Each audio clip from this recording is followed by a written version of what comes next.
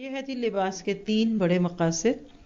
اللہ تعالیٰ نے آپ کو مجھے لباس پہننے کا جو حکم دیا تو یہ بھی ایک حکم پہ عمل کر کے آپ اجر پاتے ہیں۔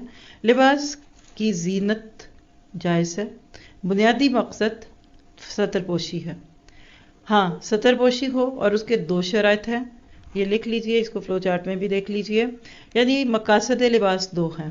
نمبر 1، جسم کے قابل شرم حصے چھپ جائیں، اور ہر بندے کے جسم پہ کچھ عیب ہوتے ہیں، گوشت کا پہاڑ لگتا ہے انسان بغیر لباس کے۔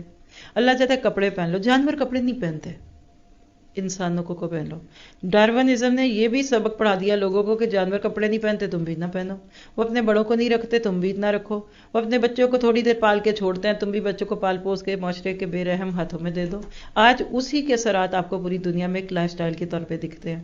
تو لباس کا بنیادی مقصد ٹو کور ہے۔ ٹو کور کرنے کے رستے کی 2 شرائط ہیں۔ نمبر 1، وصاف نہ ہو، واو صاد الف فا، اور دوسرا شفاف نہ ہو۔ وصاف کو کہتے ہیں سٹریچی نہ ہو، وصف نہ بیان کرے، too tight, too stretchy, fit to all, اور تنگ پجامے اور چڑی ہوئی شلواریں اور اسی طرح کی چیزیں ہر ایک سوچ لے۔ اور سی تھرو نہ ہو، وہ نیٹ کا ہے یا اس کے نیچے کوئی لائننگ نہیں لگی، یا پھر کہہ لیجئے کہ وہ اتنا سافٹ ہے کہ جسم کا ایک ایک انگ دکھتا ہے، اس کی اجازت نہیں ہے۔ دوسرا لباس کا مقصد کیا ہے وہ آپ کے سامنے ہے، زینت۔ زینت کے لیے پہنی، موتی لگائیں، ستارے لگائیں، سلمہ لگائیں، دبکی لگائیں، لیکن اعتدال کی حد میں رہ کر پسندیدہ ہے۔ کیسے کہ لباس آپ کے جمالیاتی ذوق کی تسکین بھی کرے، تکمیل کرے۔ ان اللہ جمیل یحب الجمال۔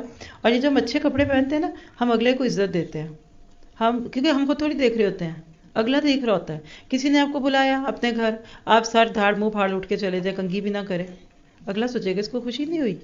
آپ عزت دے رہے ہوتے ہیں، اس کو اہم سمجھ رہے ہوتے ہیں۔ لیکن شہرت کا لباس اور زینت کا لباس، فخر کا لباس، اس کی اجازت نہیں ہے۔ لباس ذریعہ حیا بھی ہے، عفت اور پاک دامنی بھی ہے، اور اسی طرح سے اچھا لباس پہننا اچھی بات ہے، لیکن اچھا لباس پہن کر کانشس ہو جانا اور خود کو ہی سراختے رہنا اور بڑی محفل میں سیلفیز بنا کر یا دوسروں کی آنکھوں میں سے اپنی شکلیں دیکھتے رہنا، یہ معیوب باتیں ہیں، یہ عام ہو گئی اب۔ مسجد میں نے کل رات کو دیکھا کہ بچیاں واش روم میں اپنی ویڈیوز بنا رہی ہیں۔